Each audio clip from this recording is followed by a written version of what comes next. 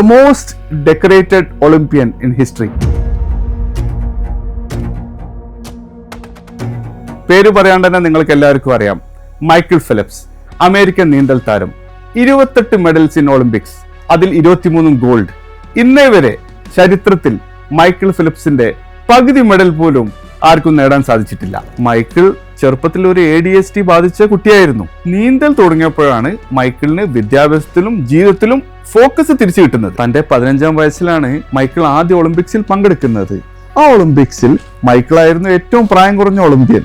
പക്ഷെ മെഡൽ ഒന്നും തന്നെ കിട്ടിയില്ല. അന്ന് ഒരു നിശ്ചയദാർഢ്യത്തോടു കൂടിയാണ് ആ ബാലൻ തിരിച്ചു നാട്ടിലേക്ക് പോയത്. തിരിച്ചു നാട്ടിലെത്തി തനിക്ക് വേണ്ടി ഒരു കോച്ചിനെ കണ്ടെത്തി, ബോബ് ബോമാൻ എന്ന കോച്ച്. അതിനുശേഷമുള്ള 6 വർഷം ഒരു ദിവസം പോലും മുടങ്ങാതെ തീവ്രമായ നീന്തൽ പരിശീലനത്തിലായിരുന്നു മൈക്കിൾ. അതിനിടയിൽ ഈ 6 വർഷം ക്രിസ്മസ്, ബർത്ത്ഡേസ്, ഹോളിഡേസ്, ഈ അവസരത്തിൽ ഒന്നും തന്നെ ഒരൊറ്റ ദിവസം പോലും മൈക്കിൾ പരിശീലനം മുടക്കിയിട്ടില്ലായിരുന്നു. അതിനുശേഷം 2008 ബെയ്ജിംഗ് ഒളിമ്പിക്സ് വന്നു.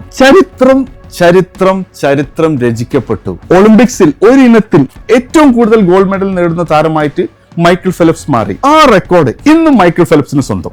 ഈ ചരിത്ര വിജയത്തിലൂടെ മൈക്കിൾ ഫെലിപ്സ് നമുക്കൊരു മെസ്സേജ് തരുന്നുണ്ട്.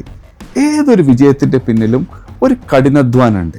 അതിന്റെ കൂടെ ഡിസിപ്ലിൻ, കൺസിസ്റ്റൻസി, പേഷ്യൻസ്, ഗോൾസ്, ഒരു കോച്ച്, ഇതെല്ലാം നിർബന്ധമാണ്. ഇതുപോലെ തന്നെയാണ് ഫൈനാൻഷ്യൽ ഇൻവെസ്റ്റ്മെന്റ്സിന്റെ കാര്യത്തിലും. നമ്മൾ ആദ്യം ഒരു ഫൈനാൻഷ്യൽ അഡ്വൈസറെ നമ്മൾ സമീപിക്കുക, നമ്മൾ ഗോൾസ് സെറ്റ് ചെയ്യുക, നമ്മൾ കൺസിസ്റ്റന്റ് ആവുക, നമ്മൾ ഡിസിപ്ലിൻഡ് ആവുക, നമ്മൾ പേഷ്യൻസ് ഉണ്ടാവുക.